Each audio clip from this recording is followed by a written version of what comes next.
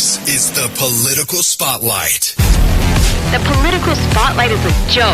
It's more like a political flop. Nobody listens to Bill Bree. He's just a wannabe podcaster. No one takes him seriously. He is a rude, crude dude that will never go any further than broadcasting from his mother's basement. Bill Bree is a wrecking ball for Indiana politicians.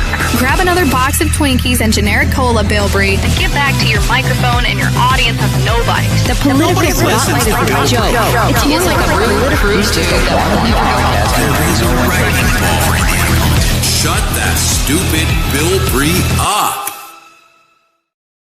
Well, hello there, ladies and gentlemen, and welcome. It's the 715th episode of the Political Spotlight. I'm your host, Christopher H. Bilbrey, and as you can tell, I may have been taken over by Grizzly Adams. Help, he's got a hold of my body and I can't get out. Yeah, I gotta do something with this tomorrow. Oh God, let's see. Tomorrow's oh man. Yeah, I don't know. Tomorrow is Wednesday, the 12th of August. We have a Board of Works meeting, which is basically just went to shit.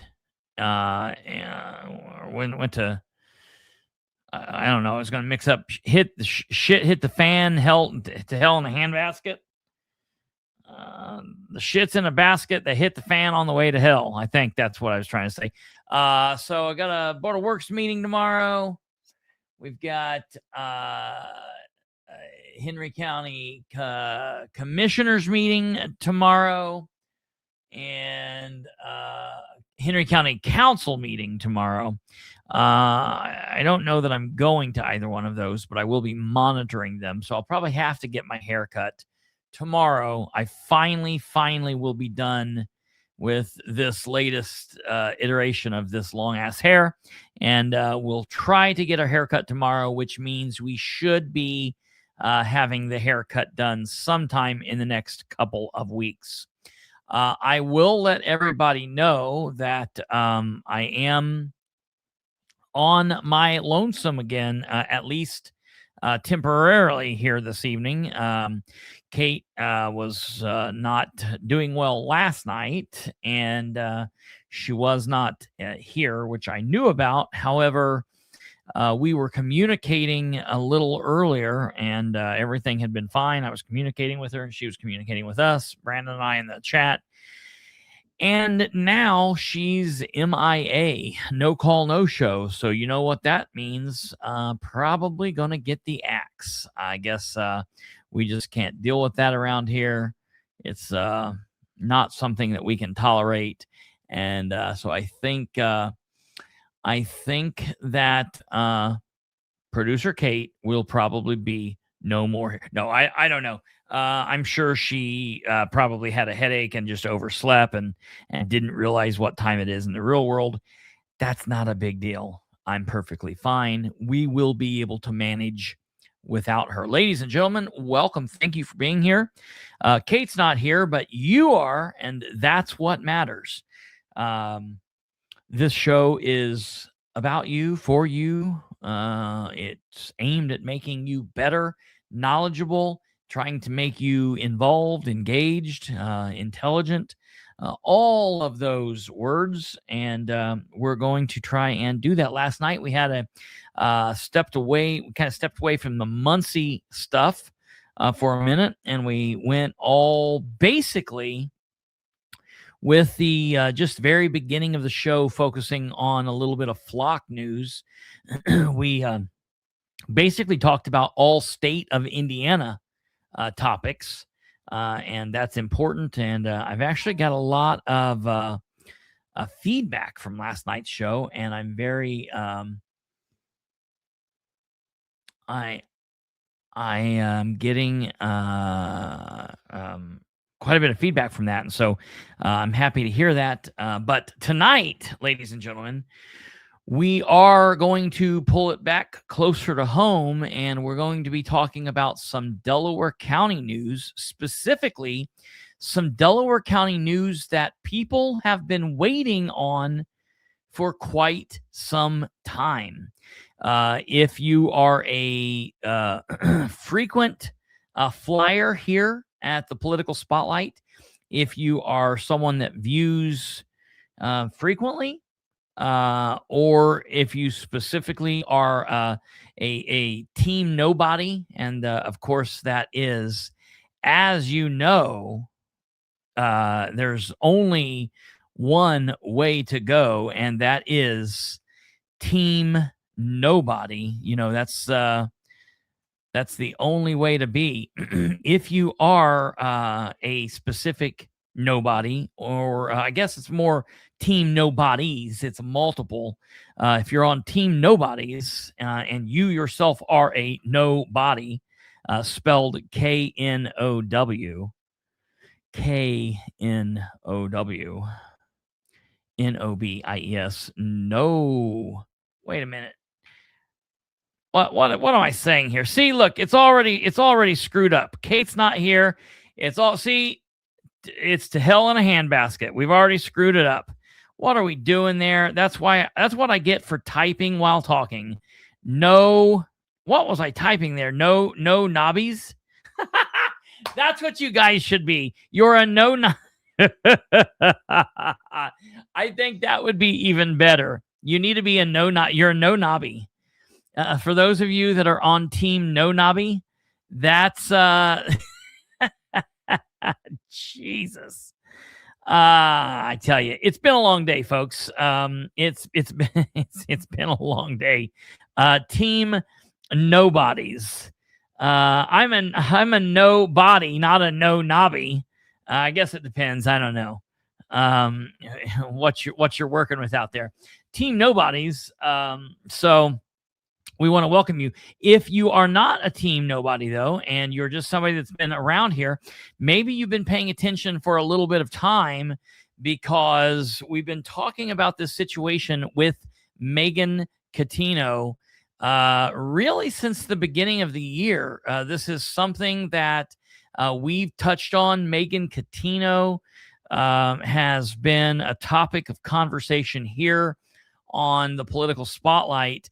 I think the first episode that we talked about her in was all the way back on March 10th or March 12th, something like that.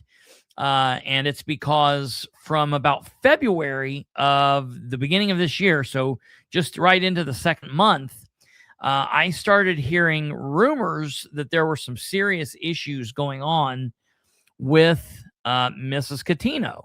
And Mrs. Coutinho, as people may or may not know, you should probably be aware by now, she was the office manager for the Delaware County EMS, Emergency Medical Services.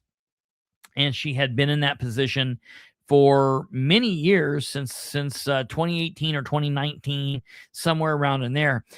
There were some serious allegations of, originally it was misappropriation of funds or fraud, theft, something along those lines.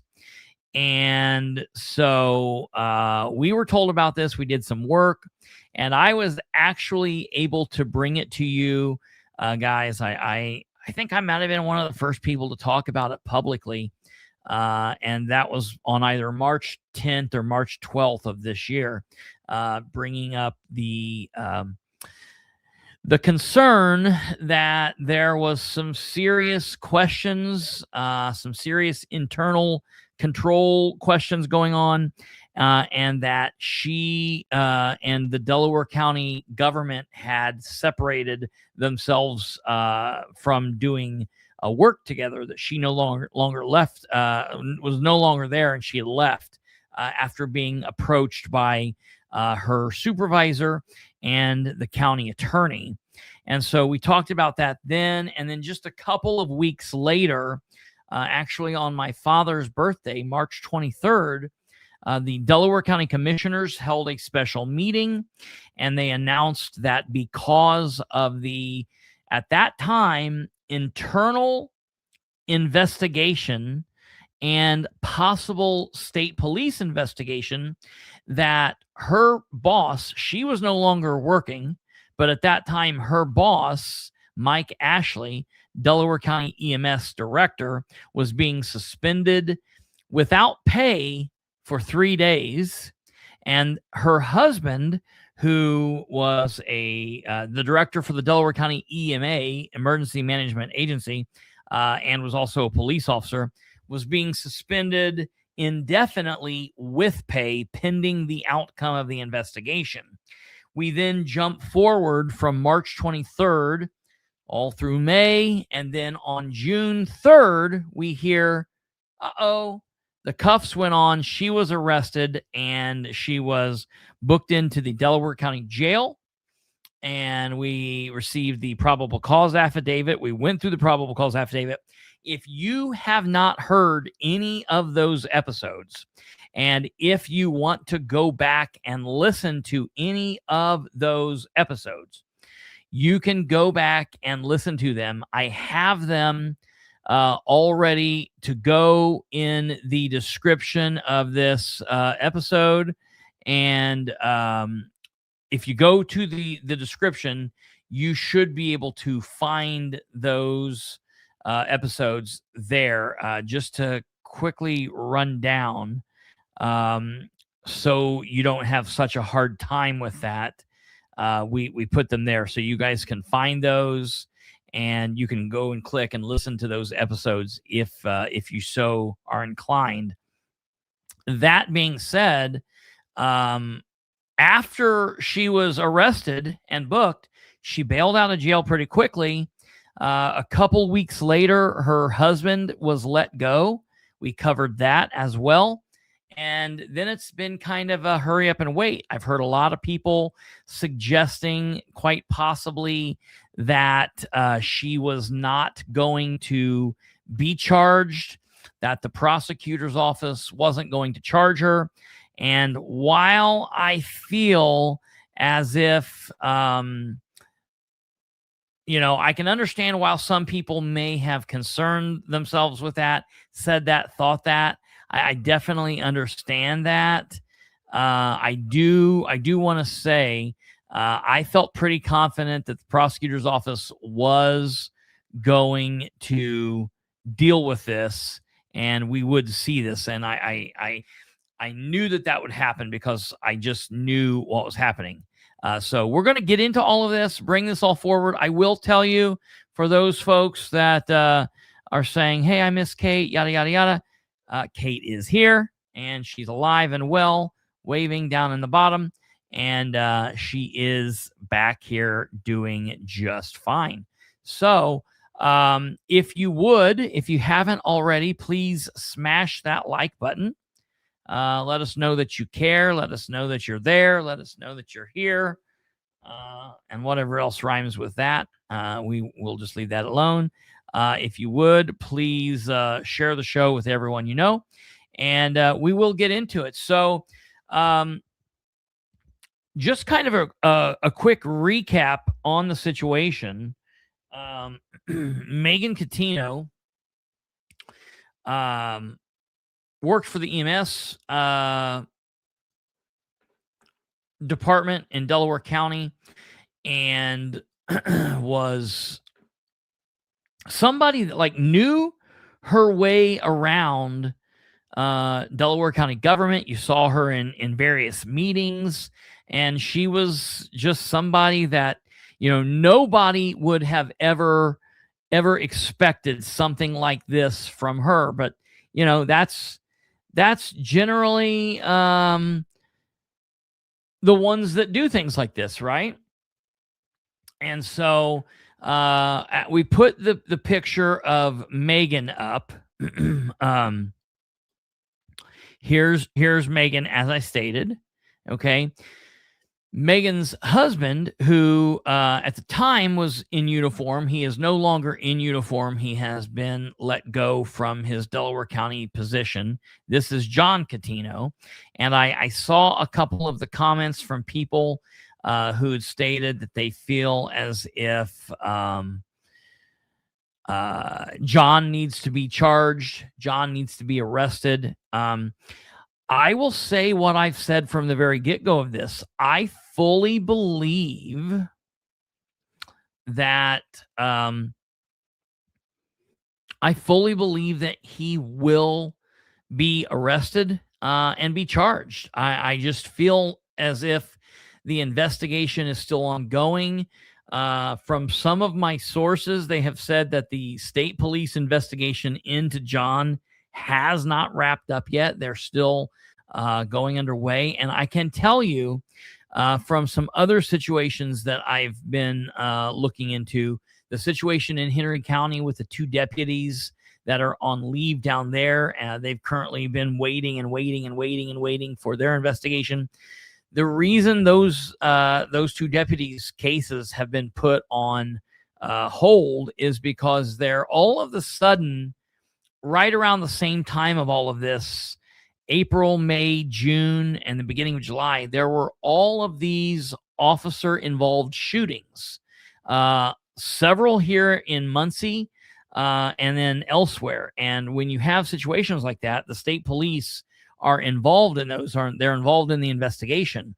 And when you have a situation like that, other cases go to the back burner. Yes, this theft investigation is very serious. Yes, accountability is needed here. And yes, the people of Delaware County deserve this. But the state police, like all other first responders in situations, they kind of triage, right? So you have a shooting, an officer-involved shooting, and those can be very touchy. So they tend to work on those first and let everything else go. So I'm hoping that we will see that investigation wind down soon, and we should know something. And so for everybody out there that's impatient about this, I just say, hopefully the prosecutor's press release today and the formal filing of these charges can give people a little bit of hope that this is not just going to be it's not going to be just washed under the rug and nothing's going to come of it. I really do think that these are going to be handled. To answer Jack's question, most of the time it's a first come, first serve type situation. But when you have a situation like when the state police are dealing with several different thefts, you have a theft case over here and a theft case over here and a theft case over here. It's basically just first come, first serve. But when you're dealing with a theft case where it's not an ongoing situation, the person has been fired, there's been an arrest of one suspect, the prosecutor's office is determining charges, and then you have a couple officer-involved shootings, those are going to take priority. Not only have we had officer-involved shootings, but we've also had a couple serious situations involving officers where officers have been hurt, or like the situation that had happened just 2 weeks ago over in Randolph County where the officer was killed during a pursuit. And so the state police are involved with that as well. So those things do take precedent over this. So I'm hoping that we see this Coutinho situation wrap up soon, as I'm hoping that the Henry County investigation wraps up soon. So without further ado, we're going to get into this. Now, I will tell you, I've had a couple people say, oh, Bilbrey, you were slipping the Star Press. They got this out at 1:30. I will tell you that the Delaware County Prosecutor's Office, they did send this out as a press release all at the same time. I received this at the same time the Star Press received it, the same time that Channel 13 received it. It goes in a media category, and we all get it at the same time. I was dealing with a couple of other things. My days here in the last couple of weeks have been extremely busy, and I've actually been dealing with other cases. I was on the phone with several different people today looking into the DeSoto park situation. I've got people wanting me to look into that. We've got the special election coming up in Knightstown in 2 weeks. We've got this craziness going on over in Madison County that we're going to talk about coming up. And I've also been prepping for the big show on Thursday night. Myself, Brandon Rudd, we're going to be on here, and we're going to be discussing the ins and the outs, the ups and the downs, the goods and the bads of J.D. Prescott's bill concerning property taxes and the tax on service bill. And so we're going to talk about all of that. So I've been doing a lot of prep for that as well. So we've been busy. So I didn't get this out. I didn't just put this forward and let this go. I figured we'd be talking about it tonight. And my priority isn't breaking news. My priority is the commentary. No, it's not ball dropped, and clearly it's not ball dropped, because that's what people were saying about the situation with Meagan. Was she was arrested, they investigated, she was fired, she was arrested, but then no one was dropping, no one was filing charges. The charges weren't coming to me. So let's go ahead and get into this. I'm going to pull this up here. I'm sorry, folks. I will tell you, we are dealing with some internet issues. We've been dealing with it for like 3 weeks. We are working on fixing this. If we do buffer or lag, don't leave. Stick around. It'll take a second, and we will come back. We're working on it. We're hoping to get this settled. 15 years, we've never had any issues here. And all of a sudden, now we're having issues for the last couple of weeks, but we are working to fix it. Okay. So Hoffman's office today, Delaware County prosecutor released this immediate release. August 11th, prosecutor charges former Delaware County EMS office manager, Muncie, Indiana. On today's date, August 11th, 2026, prosecuting attorney Eric M. Hoffman formally charged Meagan R. Coutinho with the following criminal offenses. Count 1, theft, a level 6 felony. Count 2, fraud, a level 4 felony. Now, it's important to note that count 2 is the most serious level of charge of felony that Meagan has in all 10 of her charges. And so note that, but we will come back to that. So basically counts 1, 3, 5, 7, and 8 are all going to be theft charges. 1 is a level 6, 3 is a level 5, 5 is a level 6, 7 is a level 6, and 8 is a level 6. Okay. Count 2 is fraud, 4 is fraud, 6 is fraud, and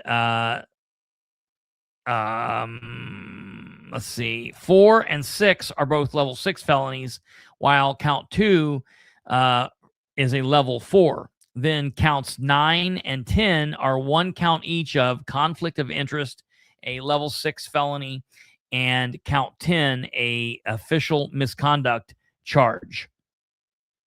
And yes, so in Indiana, the higher the felony number, the better, or the lesser it is. So a 6 is a lesser crime than a 4. Having a level 1 felony is a really bad felony. That's the worst felony that you can get outside of murder, which is its own charge. So just that's kind of what we go there. So the level 4 is definitely a bad situation. Okay, so the release says it is important to remember that any accusation that someone has committed a crime An arrest and or filing of criminal charges is simply an allegation and is not evidence of guilt. Everything that we talk about here from this point forward, I'm going to do my level best to say the alleged or allegations or yada, yada, yada. But I want you to know that we are not attorneys. This is not legal advice, and we are not offering this to you for legal advice. We're not trying to say, in our legal opinion, this is what's happening. This is strictly coming from a lay person. I am not an attorney. I've been around attorneys. I've been around the criminal justice system. I have a pretty good understanding of this, but I am not an attorney. I am also not in any way trying to take away from the fact that Meagan Coutinho and or anyone else that we talk about here enjoys the same freedoms that we all enjoy as American citizens. And so therefore she is innocent until proven guilty. No matter how many people out there are mad at her, no matter how many people out there want to see her get the maximum and they don't like this and it's totally disgusting. I get it. I completely get it. That said, she is innocent until proven guilty, as everyone else is. The charges are pending in Delaware County Circuit Court number 1. That's in front of Judge Judy Calhoun. The case is set for an initial hearing. That may or may not take place. Sometimes those initial hearings get jumbled around. And I will tell you, while this is not like a major murder case or some kind of major drug dealing case or like a child molestation, because of what this is, it's a pretty important case, and this is not going to happen quickly. And I want to put that out there for everyone to understand that right here and right now. Number one, you are not going to hear about this going to trial or going to court in the next week. It's not going to happen in the next month. It's not going to happen in the next 6 months. We would be really lucky if this thing gets in within the next 6 to 8 months. I just want people to know that going into this. These things take times, okay? These things take time. It's very common for a high-profile type case to take anywhere from a year and a half, something like that. So I just want people to know that going into this. It's not going to be all wrapped up in the next 30 days. So just be aware of that going into it. Okay. And it looks like I was off screen, and it looks like we lost Kate. So I don't really know what happened there, but I think, oh, no, she is back. I think we're also dealing with a little bit of weather issues too. So I think that she might be dealing with that. Just let you guys know kind of what's going on. Pursuant to Indiana law, a level 4 felony is punishable by 2 to 12 years in prison and up to a $10,000 fine. So if she is found guilty of a level 4 felony, she could get the maximum amount, which is 12 years. And we'll talk about mitigating and aggravating factors at the end of this, but just FYI, a level 5 felony is punishable by 1 to 6 years. And a level 6 felony is punishable by 6 months to 2.5 years in prison and up to a $10,000 fine. The ethical rules for prosecutors in Indiana prohibit further comment on this matter. At this time, there will be no further comment from the Delaware County prosecutor's office. Okay. Now, from there, we once again received the probable cause affidavit. Now, we went through the probable cause affidavit back when we first talked about the arrest. I am not going to read through the entire 6-page probable cause affidavit. If you want to hear about that probable cause affidavit, if you want to hear us read through that page by page by page, you can go back to the episode that we did on that topic, and you can find that. Let me find out exactly which episode that is. It is from I think it's episode 681. Is the episode. So you will be able to go back and watch that. Yeah, that is episode 681. And you can find that and watch that episode if you are so inclined. No, that's June 10th. No, so that was the 10th. It's going to be... No, episode 676 is the one from the arrest. So if you want to hear about the probable cause affidavit, that's episode 676. And it was when we used titles instead of just the date. So it's titled episode 676, Money is the Root of All Politics. Politics is a synonym for, I don't even know what the rest of the title is. That being said, evil, I guess. So you can go back and take a look at that and listen to all of that.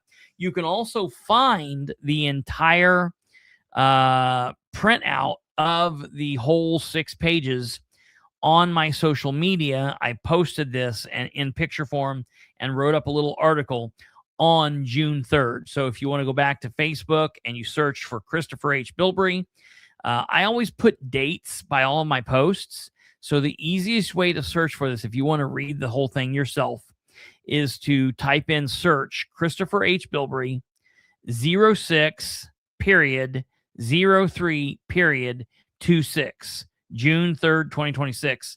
If you type that in, you will get the entire article that I wrote up on this, and you will get all of the pictures that include it. But we are going to just kind of go through this. And I want to say, because I've had a couple of people asking me, on the probable cause affidavit, there are only 6 charges listed. There's the conflict of interest, the official misconduct, and then there are 4 charges of theft. There are no fraud charges. Okay. And so that's there. The thing that people need to understand is, in the state of Indiana and in most states in America, not all, but in most, the only people that file formal charges are the prosecutor's office. Victims don't file charges. Witnesses don't file charges. The police don't file charges.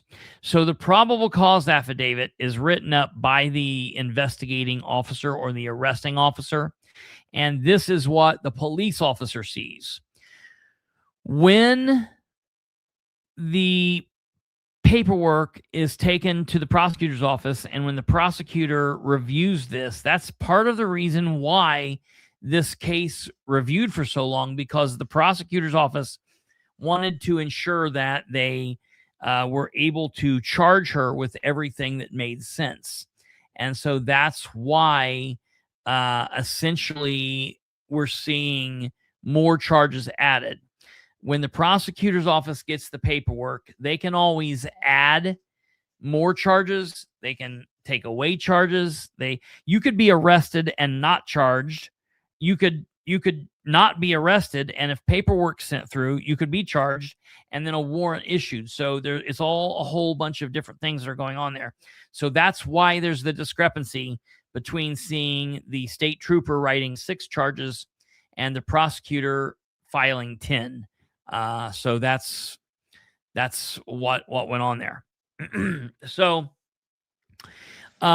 starting off, we see the theft from the Delta Girls Golf boosters, and we're not going to read through all of this, but you can just take it from me that I've talked to multiple people connected to Delta and connected to this program, and I have heard that what she officially ended up being charged with in this situation, there's actually more to it than this. And that's bad. I mean, it's bad what she did to the citizens of Delaware County, and it's bad what she did to the taxpayers. But I look at this as almost a more egregious situation because her children went to this school. Her children were in this program, and all of this that she did was going to screw up her children's lives. Okay. And be very detrimental to her children, but specifically to allegedly steal from your kids' sporting events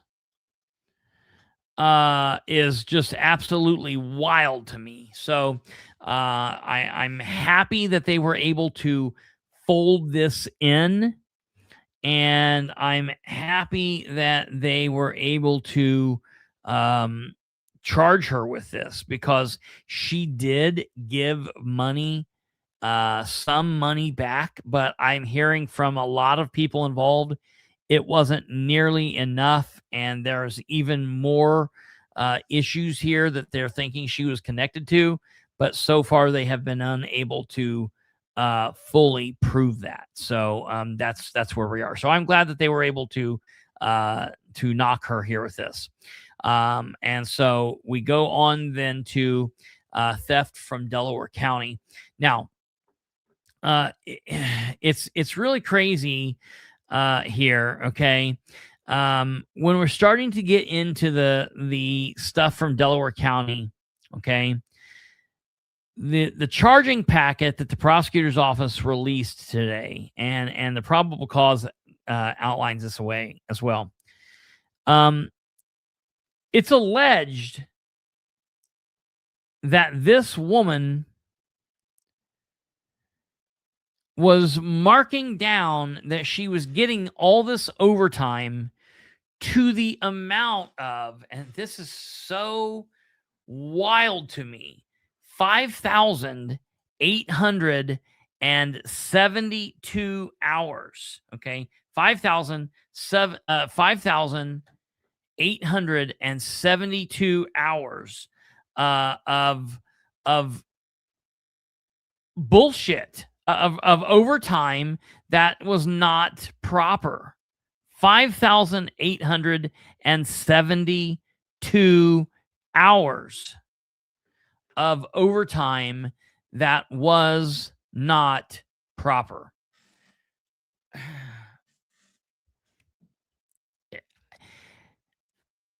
There's a lot of issue concerning Meagan Coutinho. A lot of question concerning what her husband knew, what he didn't know, what her boss, Mike Ashley, knew, and what he didn't know. But to me, there is a much bigger question.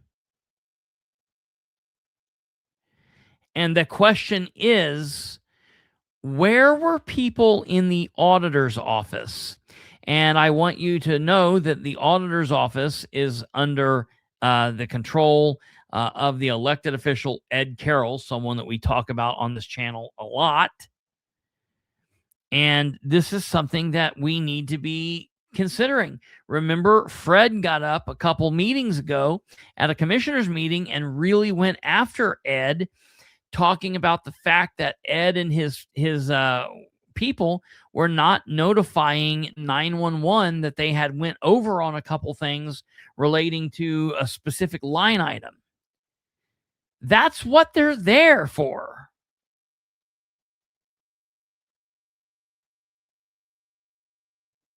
that's what the issues are for. I mean, that's what they're there for, to stop these issues.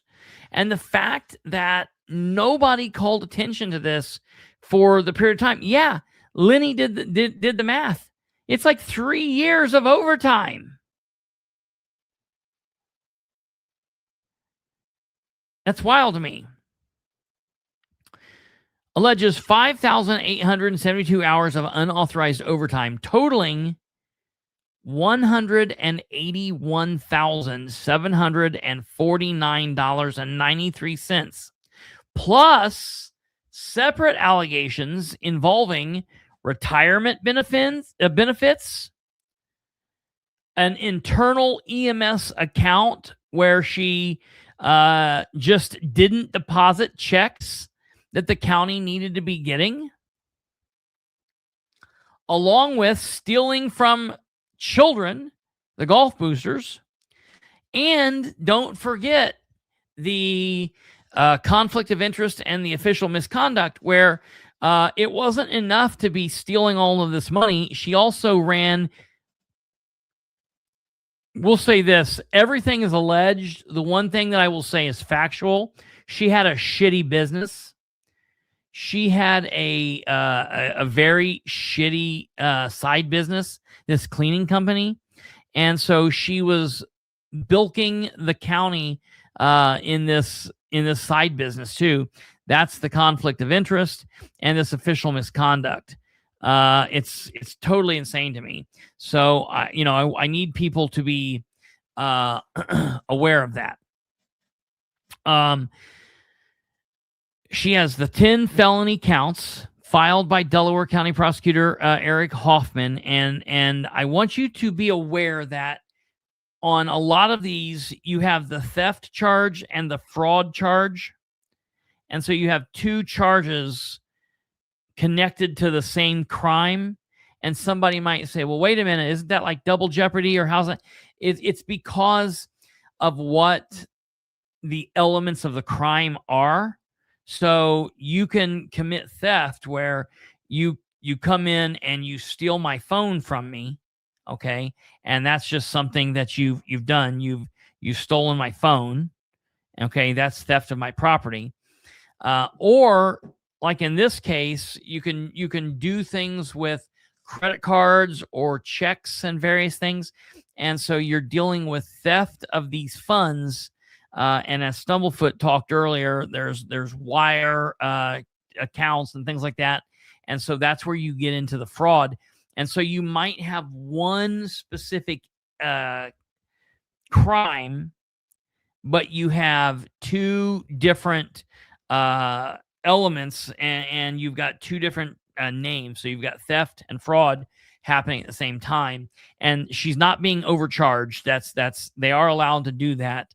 And I'll be honest, this is one of the things that, in my opinion, it lets me know that the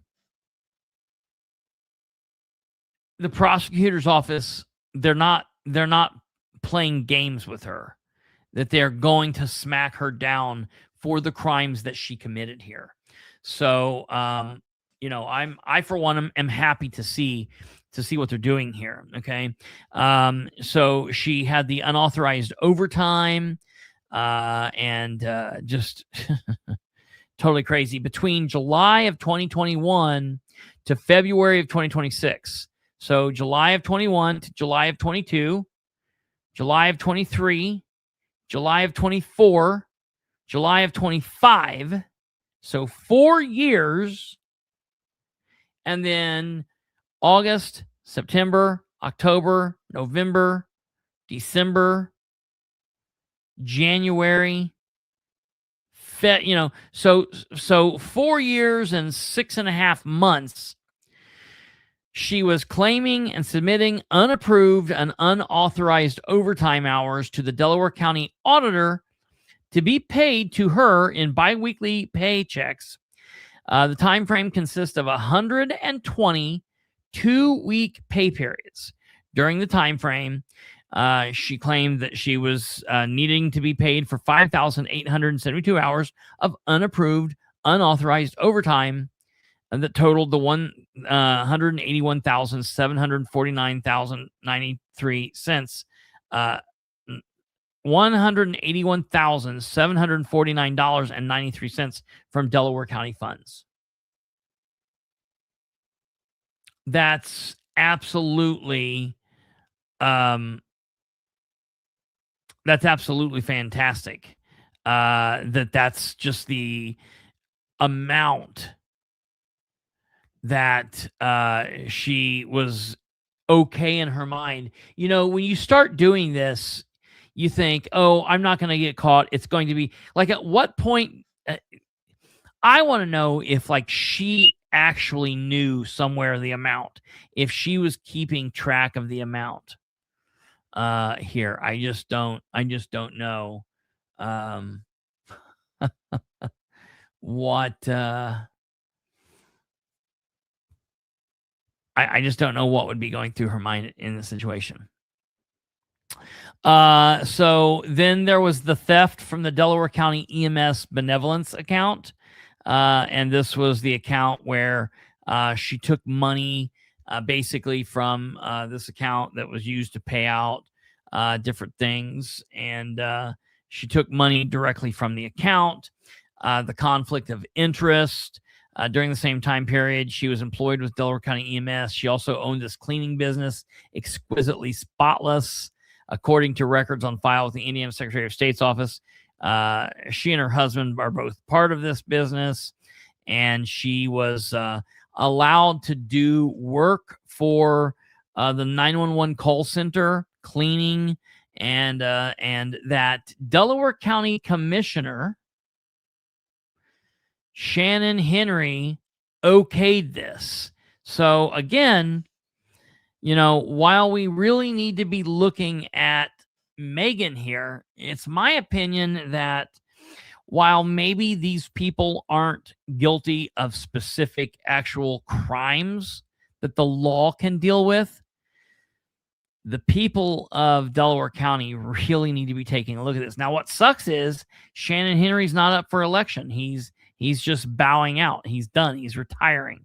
And so there's no real way to ding him for this. It's my hope that a plea bargain is not reached and that he actually has to go to trial and sit on the stand and testify. That's my hope here. So they then talk about the failure to deposit public funds. She didn't deposit funds that she should have, and that totaled $12,032.83. That's where they get in the issue with the official misconduct and for her other issues here. And so that was signed on June 3rd, 2026. The warrant was issued, the arrest was made, and essentially she was jailed, bonded out, and they've just been waiting. Like everybody else has just kind of been waiting to see what would happen. Okay. So this is now where we see her charge. Okay. And what this is. So it is count 1, theft, a level 6 felony. The undersigned says that between June 1st of 2024 and December 1st of 2025 in Delaware County, state of Indiana, Meagan R. Coutinho did knowingly exert unauthorized control over the property of Delaware Community School Corporation, or Delta Golf Boosters, to wit, U.S. currency, with the intent to deprive the Delaware Community School Corporation or Delta Golf Boosters of any part of the use or value of the said property having a value of at least $750 and less than the value of $50,000, to wit, approximately $3,000 to $7,000, contrary to the form of the statutes in such case, made and provided by Indiana Code 354342A, against the peace and dignity of the state of Indiana. And so when it's got the amounts in there that says at least $750, in order for it to be a felony, she has to have taken at least $750 of stuff or money or whatever.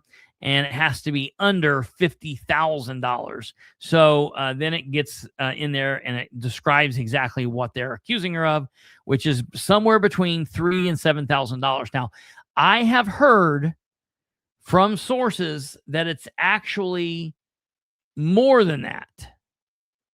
It's actually more than that, but they couldn't prove it, and so it is what it is. It's better to ding her with this than not. So it is what it is. Count 2 is fraud, a level 4 felony. Now, this is the most serious of the felonies.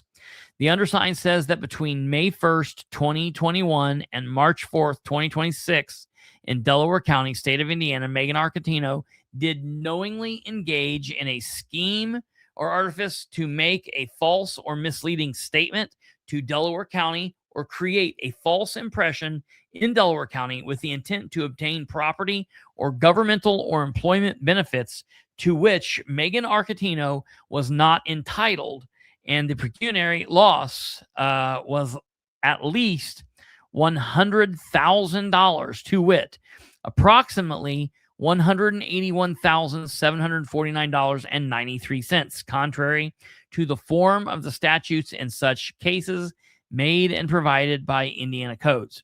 And so this is the biggie. And I look for this one. This one will stick. We'll see this one. She will keep this one. This one will not be dropped. And that's the good one, because this is the one that will give her the most amount of time out of any of the other charges that she's going to be charged with. Okay, count 3. Basically the same wording. Meagan Coutinho, during a period of time, did knowingly exert unauthorized control over the property of Delaware County, to wit, U.S. currency, with the intent to deprive said person of any part of the use of value of the property. Said property having a value in excess of $50,000, to wit, approximately $181,749.93. So that's what that is, and that's a level 5 felony. And the distinction between the level 6 and level 5 felony is just the amount. When it gets to be a certain amount, it bumps up to another level there. Okay, count 4 is fraud. So between May 1st and March 4th of 2021 and 2026, Delaware County, state of Indiana, Coutinho did knowingly engage in a scheme or artifice to make false, misleading statements to Delaware County to create a false impression of Delaware County with the intent to obtain property with which was worth at least $750, but less than $50,000, to wit, approximately $20,355.99, or its equivalent in the Indiana Public Employee Retirement Fund, contrary to the form and statutes in such cases made and provided by various Indiana codes against the peace and dignity of the state of Indiana. That's a biggie. That's a level 6 felony. Count 5 is, again, theft. And this was the Indiana Public Employees Retirement Fund. And they're talking about, so these things are connected. This count 4 and count 5 are connected. Count 3 and count 2 are connected. And so that's kind of how it goes. You'll see specific counts that are connected to one another. Count 6, a level 6 felony, is fraud. And again, this is Delaware County EMS Association to create a false impression. And they're dinging her here. This is the $19,710.79 that they're dinging her for here. That's a level 6 felony. Count 7 is the theft charge, and it connects to count 6. So 6 and 7 go together. Count 8 is theft, and it's a level 6 felony. And this is where they're saying that basically, see, this is going to be interesting, because this is where she didn't actually go away with this money. This is the money where, because of her position, she was supposed to deposit checks into the bank, and she just didn't. So Delaware County was not able to use this money. They were deprived of these funds. So that's why it says, did knowingly exert unauthorized control over property of Delaware County, to wit, U.S. currency or uncashed checks, with the intent to deprive Delaware County of any or part of the use or value of the property, and said property having a value of at least $750 and less than a value of $50,000, to wit, approximately $12,000. So this is like, what's crazy is, I don't know if what the plan was is she was eventually going to figure out ways to steal this money or what the deal is, but it's like, okay, you're doing all the other meanness and evil shit. Put this money in the accounts and move on. She had ulterior plans here. I'm telling you, there's no reason why she would have done what I can't wait to find out. I can't wait to find out what exactly this situation is, because I want to know what's going on here. I think it's going to be interesting to see what they're going to say here. Okay. Okay, moving on. Count 9 is a conflict of interest. Okay, now we've got something different here. This is level 6 felony, and this is Lenny. I think Lenny says, "What did she gain from not putting the checks through?" I can only. This is only speculation. I have no clue. I've not heard anybody say what she was doing. Maybe she was just dumb. Maybe she didn't give a shit. Or maybe, and I'm saying I have to believe that maybe she had some kind of plan to divert those funds to herself somehow. I don't know. It's kind of very similar to what the people with the Muncie City Parks were doing, because they were doing weird stuff, and they were somehow diverting funds that were otherwise written to Muncie, but they were winding up in their personal accounts. So maybe she had some kind of plan or was working through something, but either way, what she did, it cost Delaware County the use of those, and she deprived Delaware County of that money. So it, in my opinion, it definitely sticks. Very, very crazy. So being a public servant, to wit, Delaware County EMS office manager did knowingly have a pecuniary interest in or derive a profit from a contract, to wit, a cleaning service contract, said contract being connected with an action by the government entity served by the defendant, and failed to file a conflict of interest disclosure required by Indiana Code 3544.1-4-4, contrary to the form of statutes such cases made and provided by Indiana Code 35-4.114B1. Now, I read that specifically out because I want people to be very clear here.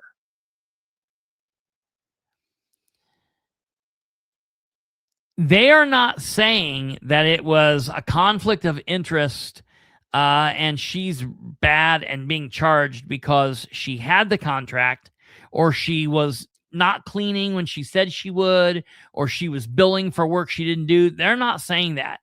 She's charged with this level 6 felony simply because she did not fill out a piece of paper. And I love it.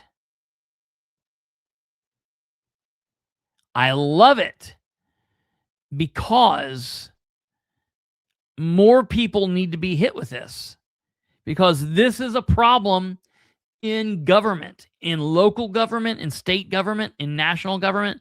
You've got people running around doing things that nobody knows what the hell's going on, and they just say, I don't need to do anything. I don't need to worry about that. This is such an easy fix. This is the whole issue with, and not exactly with the whole issue with why Audie and I battled Belinda Munson when she filed for re-election and didn't fill out that conflict of interest on that can to form. These things are very important. As the public, we have a right to know what sneaky shit you're getting up to as an elected official or as a candidate wanting to be an elected official.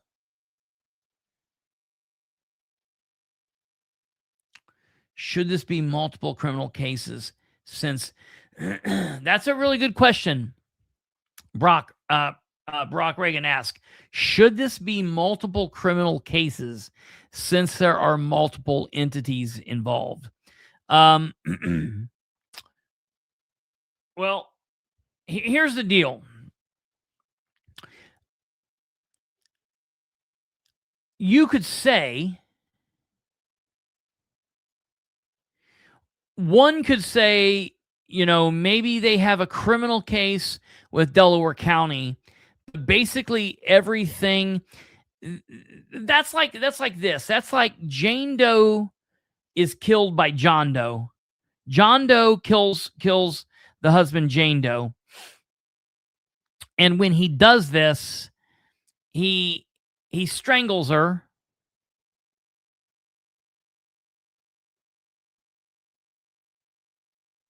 Shut up. You can hear me. What are you talking about? When he strangles her, he doesn't just leave her body there. He takes her body and he dumps her. And when he does this, he also steals her car. And he takes the rings off of her fingers. And are you saying you can't hear me? I'm as close. I can't get any closer to the mic. Stand by. I've been off screen.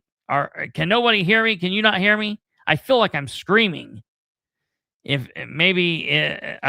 you can't hear me, I'd say there's something happening there. Yeah, I was going to say, Lenny can hear me, and he's in Scotland. Get the hell out of here. One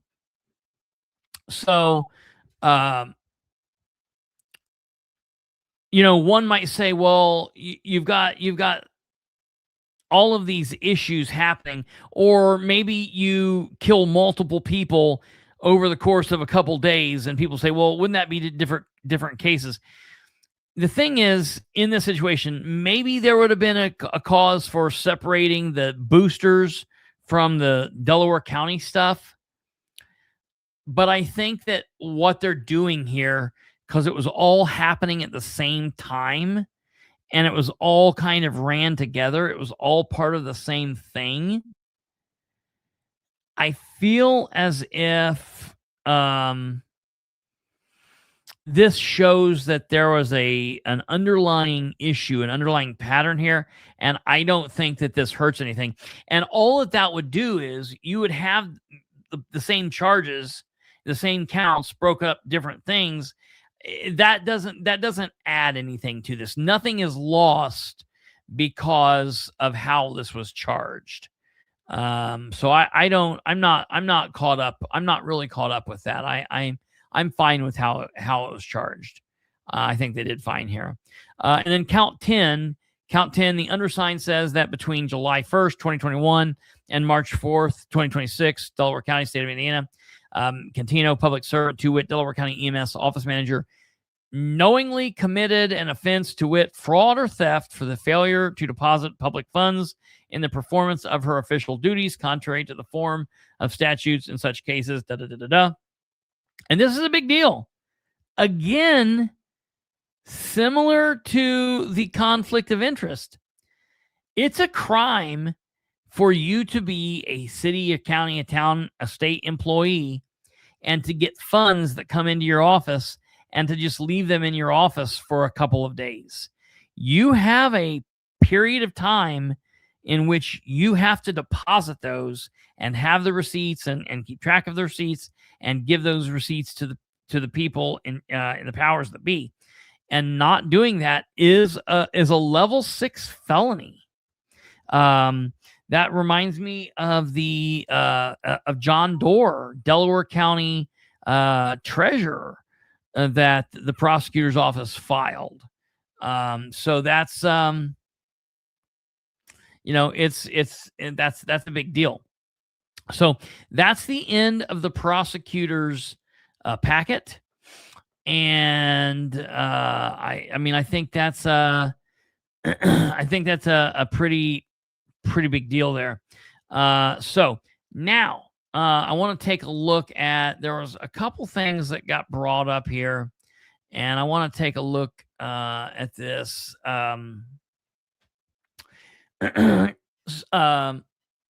Stumblefoot said somewhere back, let me try to find where he said a couple times that she should have been charged under the color of law. The term under the color of law is primarily a federal civil rights concept, not like a standalone Indiana criminal charge. So prosecutors across Indiana, they can charge you with theft, they can charge you with rape, they can charge you with murder, with possession, with dealing, with child molestation. They can charge you with a lot of different things. There's not a state crime that is committing blank under the color of law. And so while it is, and it can be used for any government official using or purporting to use the authority of their public office when committing the conduct, the official does not have to be acting lawfully. Someone can act under the color of law even while exceeding their lawful authority. So as long as they're using the power, appearance, or access or authority that comes for their government position. So that's something that could be, she could possibly fit, but it would have to be a federal prosecutor, have to be a federal investigation looking into her. It couldn't just be the state case. So the fact that the prosecutor's office, they can't just charge something that doesn't exist. The case, the Indiana code has to be there. So that's that.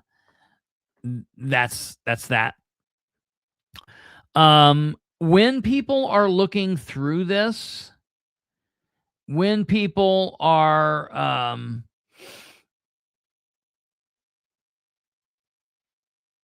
going through the probable cause affidavit, if you get it from somebody else or you get it from my Facebook page or whatever,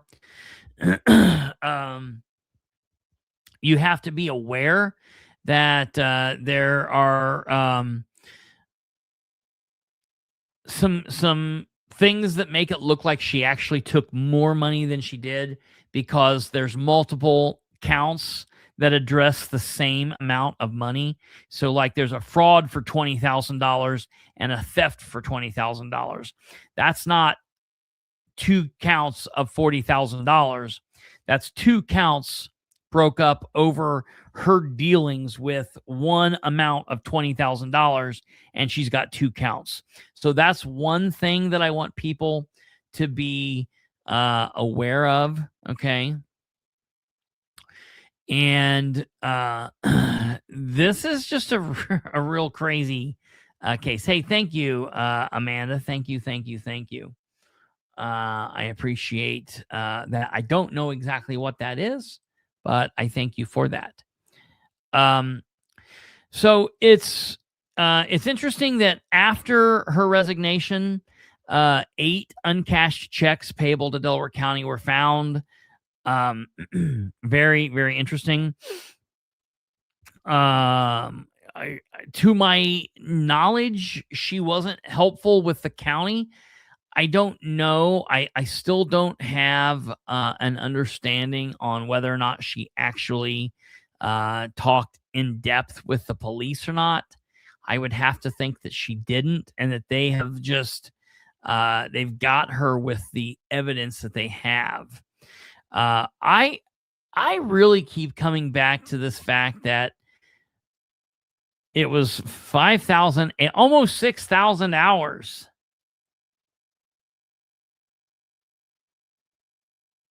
Almost 6,000 hours of unapproved overtime.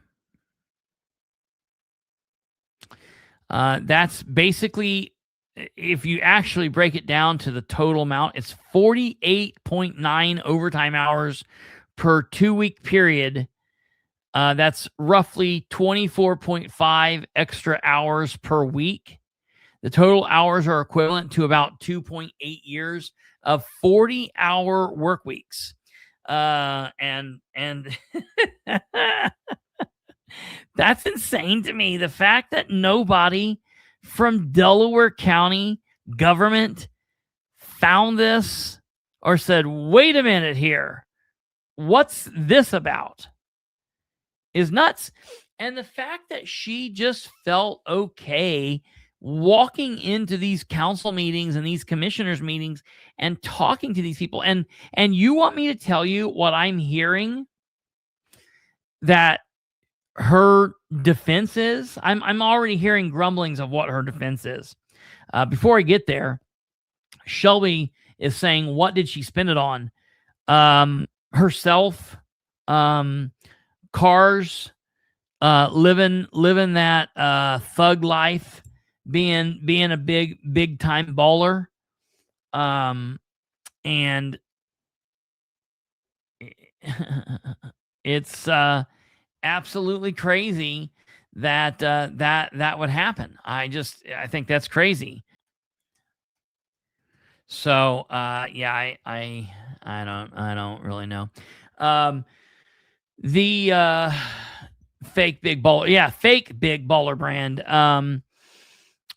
Who said it? Glenda says, who signed her checks? The auditor. The auditor does. That's what I'm saying. People need to be aware. And what really sucks about this is that dickhead Ed Carroll is up for re-election right now, and we didn't get the phrase going fast enough for Jackie Fisher for auditor, so we didn't get her to run against Ed. But we want to keep the dream alive, and that's why we want to keep saying things like Jackie Fisher for auditor for always. It just we have to be clear on that. I still want Jackie Fisher to be the auditor. She didn't get a file, and she won't be, but that sounds like their problem, not mine. So just to break this down and to make sure people are aware. So that unauthorized overtime that I keep talking about came out to $181,749.93. That's counts 2 and counts 3. Okay.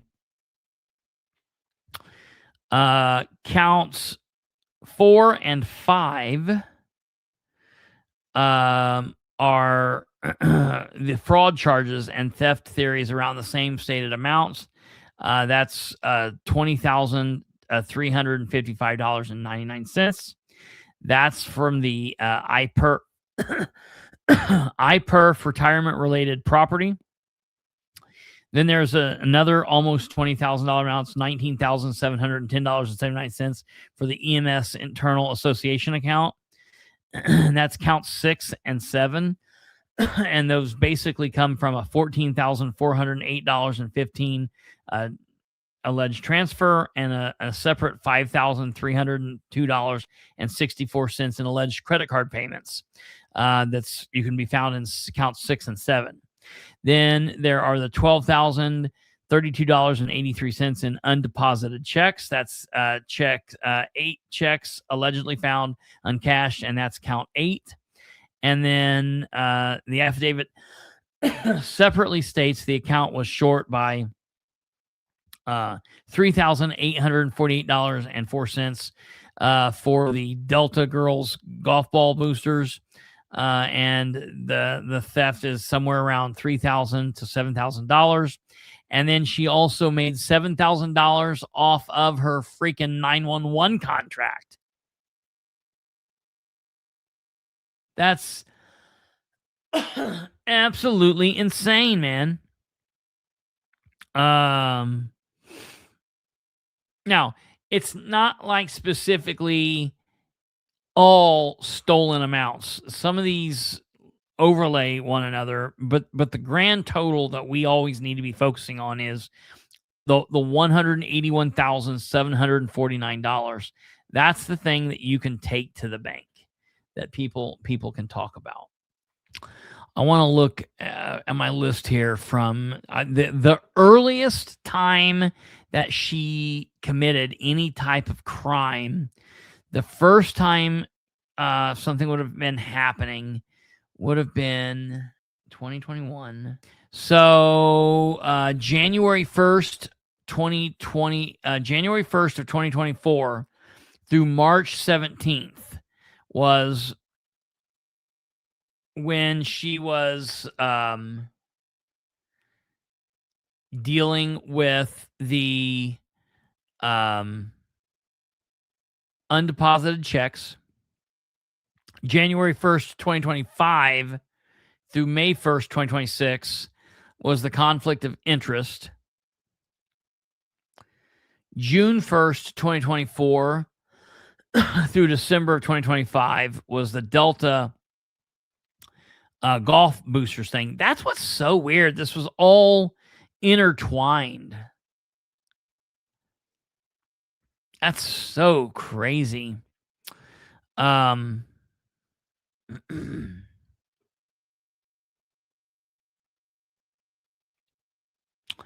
Now, what I want people to be aware of is the sentencing. I've seen a lot of people that have been talking about what she's going to get from this.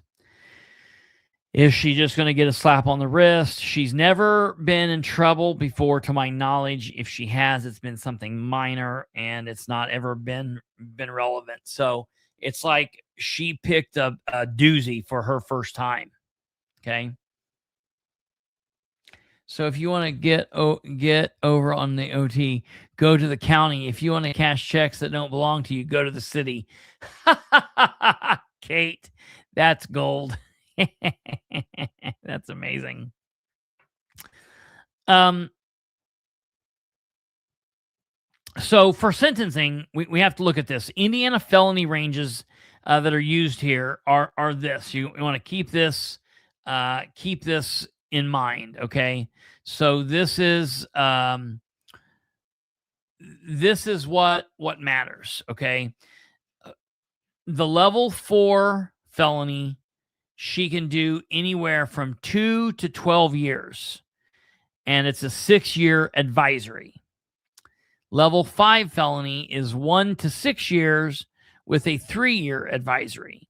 Level 6 is a 6-month to 2.5 years with 1-year advisory.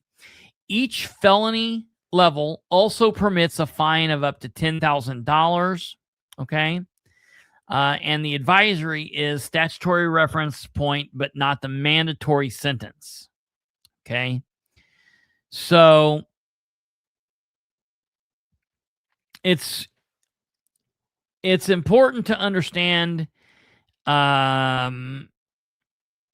this works. The raw maximum, if you could add all of this up and she got the maximum of everything, what would it be? It would be 38 years, but that's not what happens here, okay? The raw advisory is 17 years. The raw minimum is 7 years. And the raw maximum of fines is $100,000. That's insane to me. That's the fines. That's on top of the restitution that she will be told to pay back and yada yada yada. Yeah, this is something that look. Hopefully, she can do her punishment and can come out and can recover from this. But like Stumblefoot said, this is something that a lot of people don't come back from, and that sucks.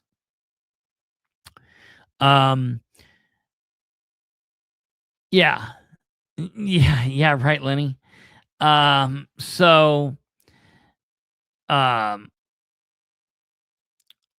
Assuming every conviction survives and every count receives the statutory maximum consecutively, would basically be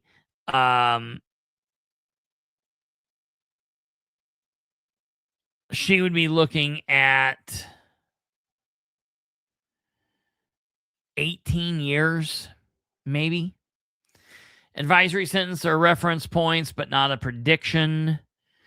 Would probably be looking at 8. Listen, I think she's going to get a good chunk of time. I think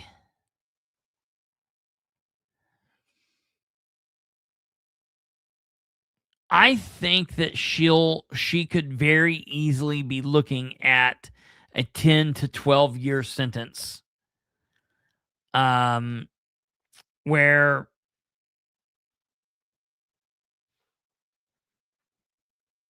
she'll do a portion of that and then have a probation. And I wonder if she'll be able to do it. I don't know. The 38 years is the arithmetic ceiling. I want people to be aware of that. It's not something that's going to happen. So don't go running around telling people that. There are situations where it's, crimes will run consecutive or concurrent. And I'll be honest, I don't really know all of that. That's more of a judge's world. And that's not something that I paid attention to in a very long time. The last time I paid attention to that, we didn't have level felonies. We had A felony, B felony, C felony, D felony, and it was 20 some years ago. So I really don't know. A judge can order some sentences to run at the same time rather than back to back. And very few run back to back like that. A lot of times they'll run together. So it just depends on what's going to happen here. I'll say this. If something crazy would happen and she would be fully charged with all 10 as she is, and if there's no pleading and she's convicted on all 10 counts, the raw maximum of that 38 years is what she could potentially be looking at, but that's not the same as saying she would receive or could necessarily be made to serve 38 years. That's just simply not going to happen. Because of the concurrent consecutive sentencing rule, her time in a prison is going to be drastically cut down. So that's important.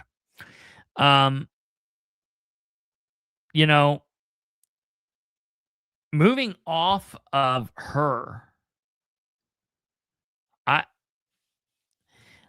I really want to know, as the public,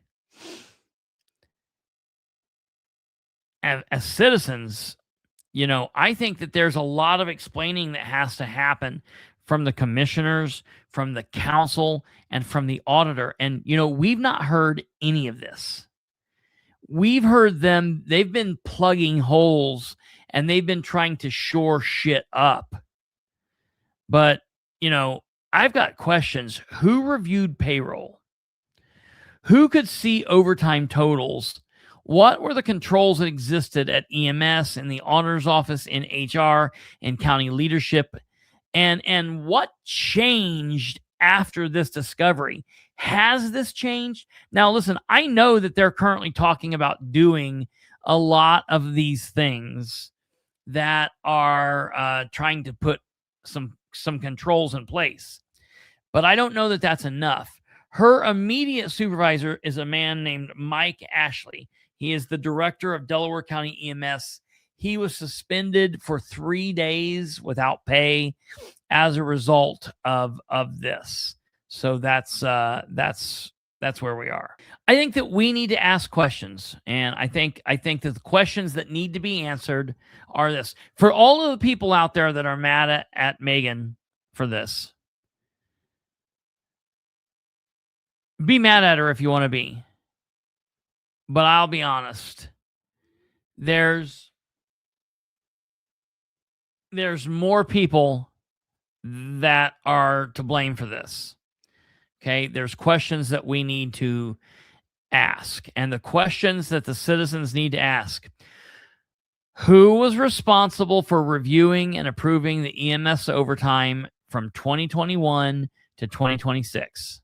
So this is a question that I'm going to be submitting to the commissioners, to the council, and to the attorneys. I want a direct answer to who was responsible for reviewing the EMS overtime during the 2021 to 2026 year period. I believe I know, but I want them to answer. What reports did the Delaware County Auditor, EMS leadership, HR, commissioners, or council receive showing overtime totals by employees during this time? Yes, Kate, that's 100% right.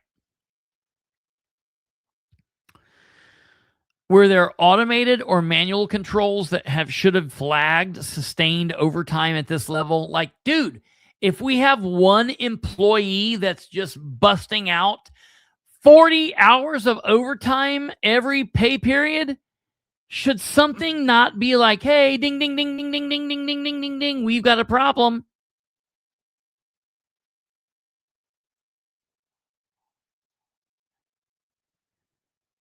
You know? Good Lord. I would like to know when county leadership first learned that they had this issue, when the overtime was allegedly brought to their attention that it was unauthorized. What controls existed over EMS internal benevolence account, and who reconciled that account? I mean, it was her. She was in charge of that.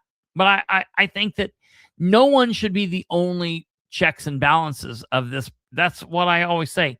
There needs to be checks and balances. That's how government's set up. Okay. Why could 8 checks totaling $12,000 allegedly remain undeposited and unknown? Why? How? What the hell? Who approved or processed the 911 cleaning invoices, and what conflict of interest review was performed? And look, I know the answer to that, but I want them to put it out on the record. It was Henry. Henry approved the contract. I don't know necessarily who approved the invoices, but he approved the contract. She got $7,000 from that deal. Maybe Henry owes us $7,000. What policies, personnel responsibilities, auditing procedures have changed since March of this year? There should be a shit ton. Is the county planning to seek restitution, insurance recovery, civil remedies, or other recovery if losses are established? Which surely they are. In the military, there were 2 signatures required for every thing on. On the Cup of Flour Fund. Yeah. Absolutely. I hear you.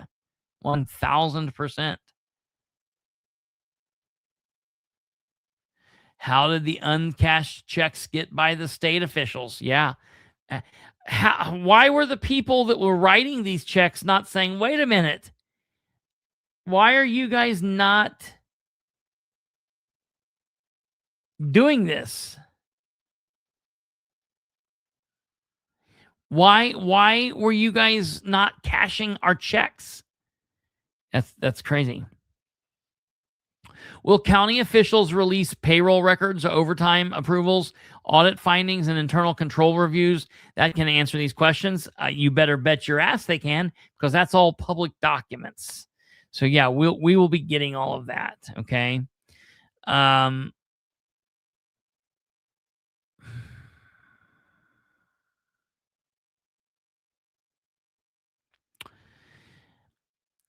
At the end of the day, the criminal case here will determine whether the state can prove these allegations beyond a reasonable doubt, and I think there will be no problem doing so. The public accountability question, however, is a much larger issue. And the question is, how Delaware County systems allegedly allowed conduct of this scale to continue for years without being stopped.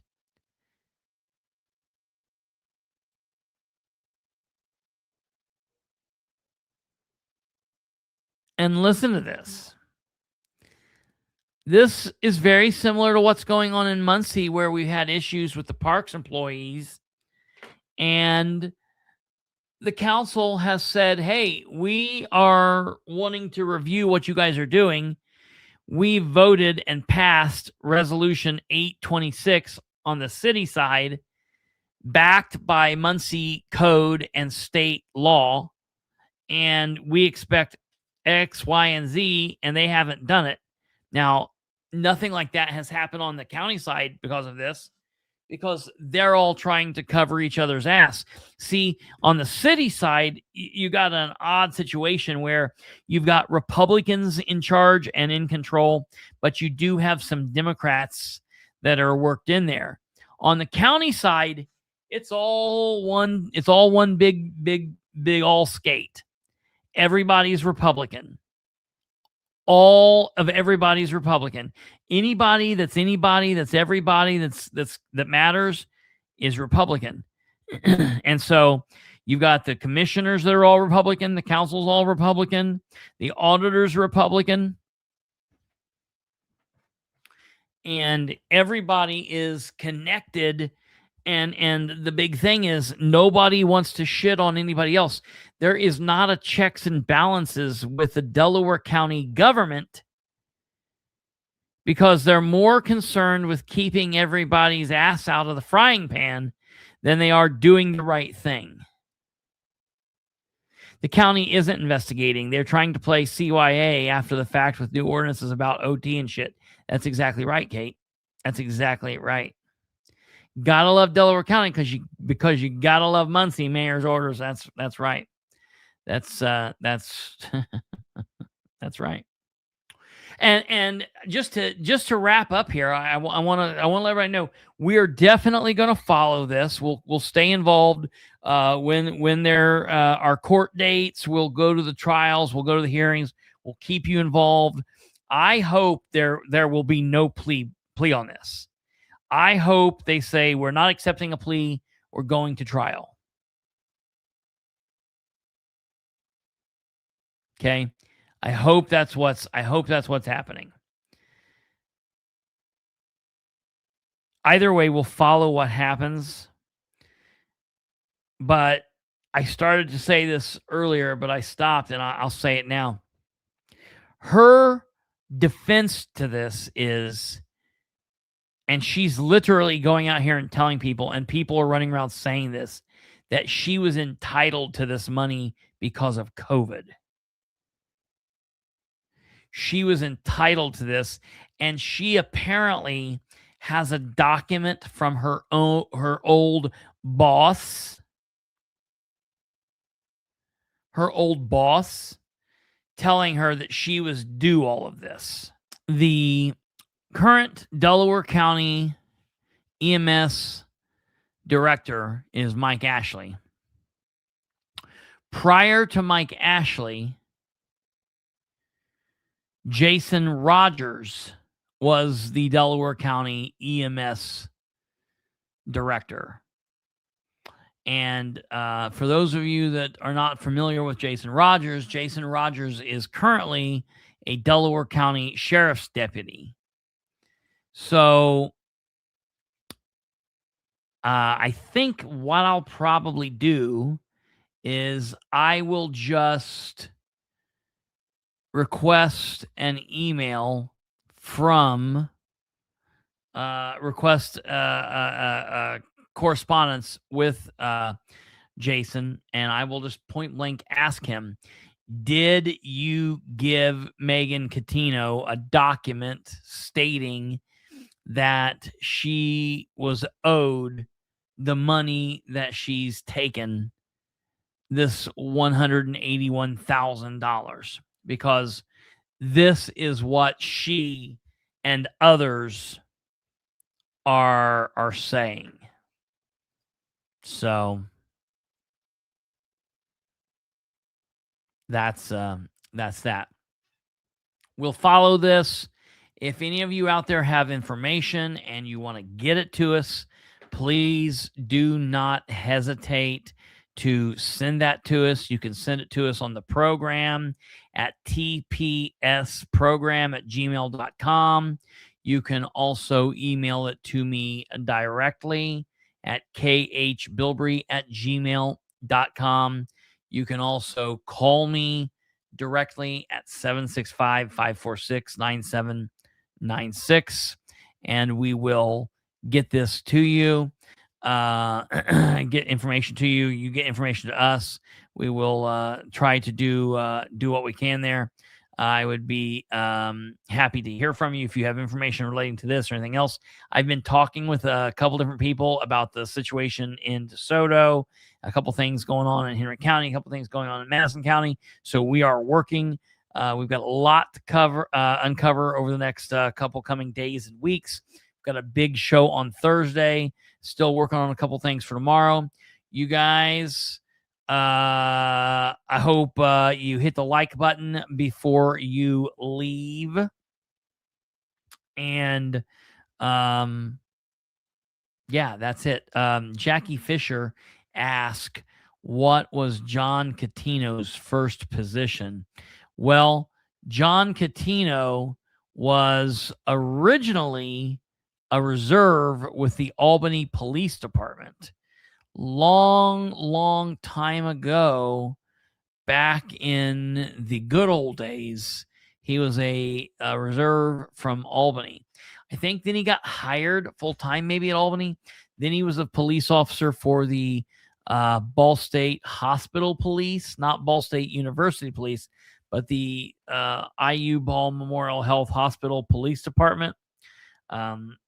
And he has worked in EMA. He's worked as a first responder and different things, volunteer fireman, I believe, and then the EMA director. So that's what he's done. If there's other things that he's done that I've not been aware of, I'm sure he's got a couple of other things in there, because a lot of people like that have different jobs and different places they've volunteered for fire departments and stuff. So I'm sure I'm missing something, but I hit like the main issue. So that'll be that. When am I going back to Winchester? I don't have a specific time or anything planned in Winchester. I do have some things that I'm interested in. We're, of course, following what's going on with the that police officer that was killed over there. And I have a couple people that have asked me a couple things. I need to just make some trips sometime when it's not busy. Right now, we've just been inundated with so much going on. Winchester has 2 meetings a month, and the first meeting is always it coincides with Muncie's meeting, so it makes it always hard. But I could always get to the second meeting, or if Muncie cancels and postpones and has another day, sometimes they do that. So we will try and get back there here coming up. Yeah, that's that. So you guys stay tuned. Remember, we'll hope to see you back here tomorrow. Definitely put the reminder in your phone, in your calendar, whatever you do. For Thursday, we're going to be looking at J.D. Prescott's property tax bill and anything else that comes up between now and then. You guys take care of yourselves. God bless each and every one of you. We will see you in episode 716. Peace.